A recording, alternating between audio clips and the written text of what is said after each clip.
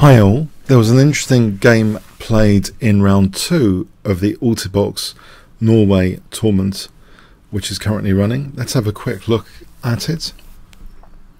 Anand was playing against Kramnik. So both of these guys are world champions in the past of the game.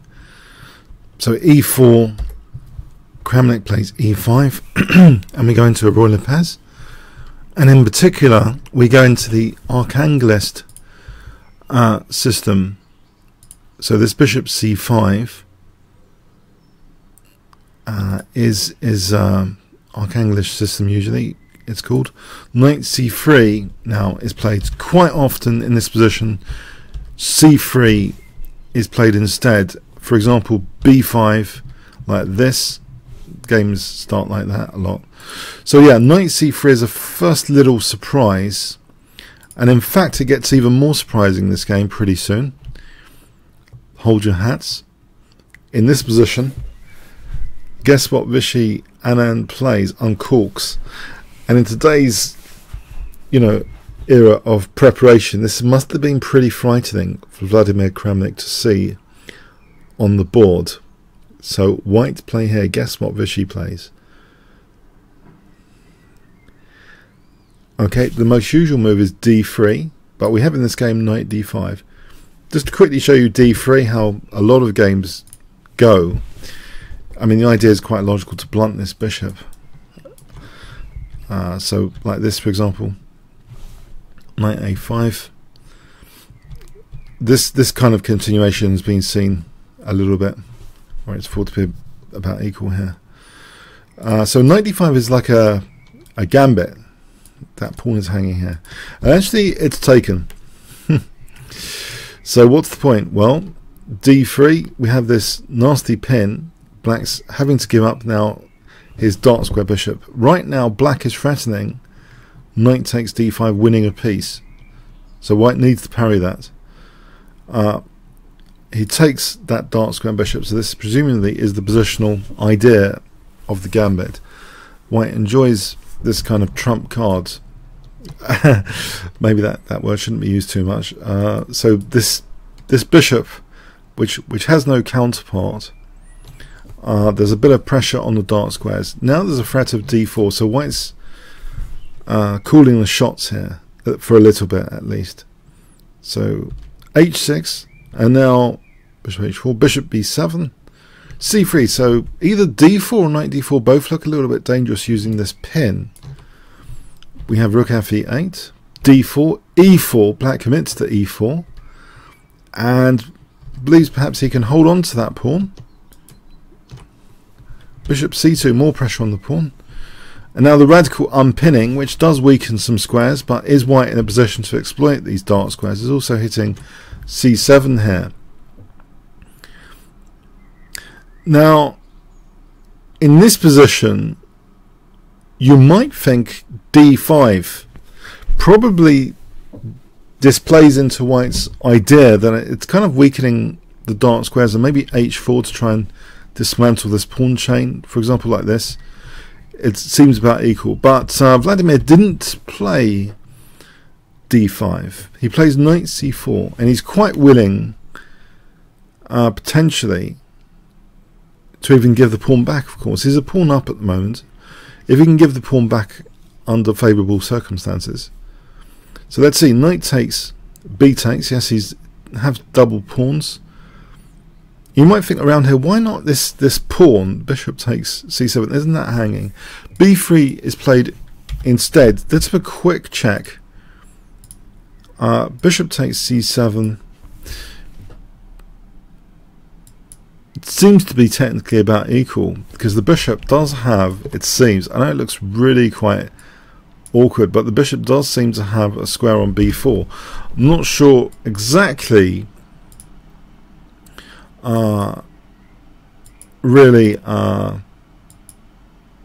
it's about equal, it seems. It's possible. It seems a bit greedy, but maybe the bishop can do this zigzagging.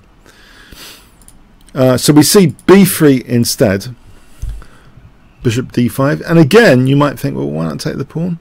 And again, you might be, you're right. It seems as though this might be one of the better ideas, just to take the pawn. Or there might be some mileage in trying to weaken this structure as well. For example, h4. This would be pretty bad for black. This pin here, even here, it'd be like this would be really quite dangerous, because white can combine threats on both sides of the board, and then take the right time to take on e4, and it's a disaster for black.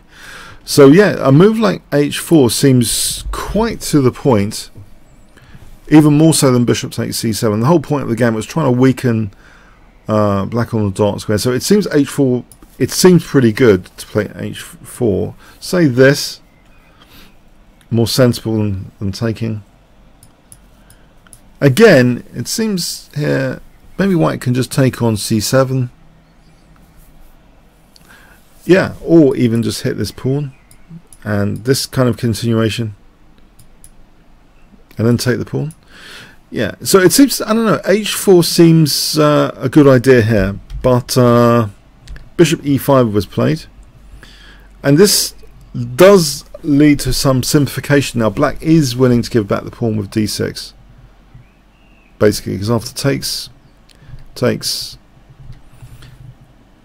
here, yep, simplification. Now although white has gained the pawn back, black's quite comfortable here, maybe even with a slight edge because of that e-file. It's quite quick to the e-file, and this bishop's quite nice there.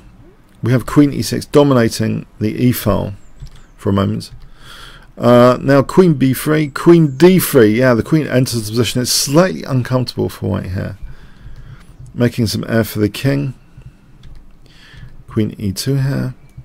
Yeah, white's slightly passive. There's the possibility now of rook f6. This is slightly annoying, this sort of move for rook f6, hitting f2. Queen d2, slightly annoying. Now it's here that white needs some precision, and it seems a4 might be the way for equality, to safeguard that a pawn. For example, we can have a variation where even rook b1 is possible now, as long as rook e2 is not double attacking f2 and a2, which is not here. Then rook f1. And what does white what does black actually do in this position? Let's have a look. Is it actually that bad? Queen a2, then maybe we can take on c7 more favorably, or even just here. It should be equal. It should be equal.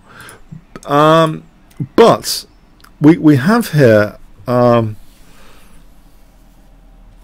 queen takes c7, but in this situation the d6 is protected, so it's a swap of c7 for a2. But with a2 going now, this is a threat, a big threat, this a pawn generally. So we have this outside pass pawn. It seems like a little bit of a strange decision to go into this, but maybe it's approaching move 40, time pressure. Queen d2. So black's task is to try and drag his pawn down. Basically, he's simply trying to drag that pawn down. f4. We have the rooks being taken off to avoid any issues with f7, coordinating with the queen here. And so you might think, well, this is just quite a simplified ending. Can black really pull this off? Well, he is a pawn up now. Black's gone to be a pawn up, and it's a dangerous outside pawn. You've got to navigate away from any perpetual checks from white, but drag the pawn down. And he finds a way of doing this via this f6, which kind of opens up this diagonal. So there's a connection now on that diagonal between a2 and g8, which is eventually made use of here. Eventually, now we see this position where that queen is ready to defend along this diagonal, and here is the final move of the game at move 60, queen f7. in this final position, let's have a look. White, so I hope it's with the outside pawn, just to spell it out. A2. So say white tries to protect. Queen c4, say to try and go to a4. Or even just check. So actually check. And then here. So say king h2, queen a4 or a6 might be more to the point to cover b7. And then white is starting to be in a sort of zugzwang here, actually. If he has to play a move like that, he's in a sort of zugzwang.